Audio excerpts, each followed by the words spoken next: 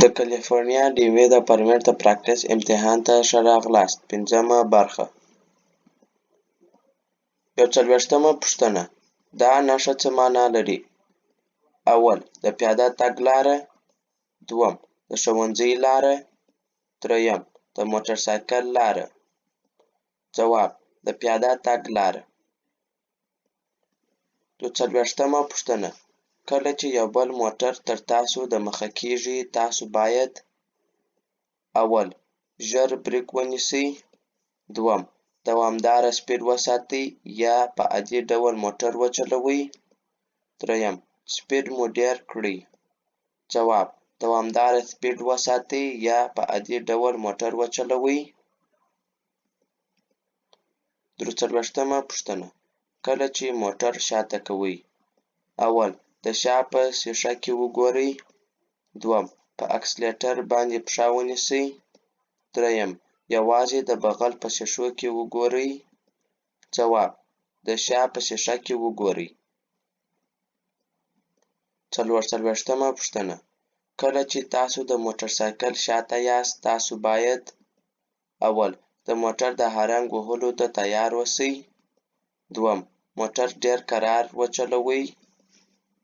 دریم: د موټر سایکل او خپل ترمنځ ډیره فاصله وساتئ. ځواب: د موټر سایکل او خپل ترمنځ ډیره فاصله وساتئ. 45مه پوښتنه: دا نښه څه معنا لري؟ اول: په احتیاط سره موټر وچلوئ او دریدلو ته تیار اوسئ. دوم: موټر باید ودروئ. دریم: که ضرورت وي موټر ودروئ. ځواب: موټر باید ودروئ. 46مه پوښتنه: که یو موټر ستاسو د موټر د شا د خوا د وهلو په حالت کې و تاسو باید: اول: خپل کمربند خلاص نه کړئ. دوم: خپل ځان تکیه نه کړئ. دریم: خپل سر په بالښت پورې ټینګ ونه نیسئ. ځواب: خپل کمربند خلاص نه کړئ. 47مه پوښتنه: له لوړ څخه تر ښکته پورې لاندې ترافیکي څراغونو په کوم ترتیب وي؟ اول: سور، ژړ، زرغون. دوم: سور، زرغون، ژړ. دریم: زرغون، سور، ژړ. ځواب: سور، ژړ، زرغون. 48مه پوښتنه: که تاسو د کرب تر څنګ مخ پر لوره موټر دروئ تاسو باید د موټر پارکینګ بریک کش کړئ او: اول: د مخ ټایرونه د کرب خواته تاو کړئ. دوم: د مخ ټایرونه د سړک خواته تاو کړئ. دریم: د مخ ټایرونه مخامخ پرېږدئ. ځواب: د مخ ټایرونه د سړک خواته تاو کړئ. 49مه پوښتنه: ژړه لیکه څه شی جلا کوي؟ اول: په یوه طرفه سړکونو کې د موټرانو لینونه.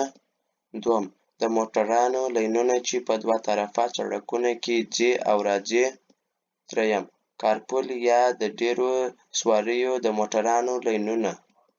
ځواب: د موټرانو لینونه چې په دوه طرفه سړکونو کې ځي او راځي.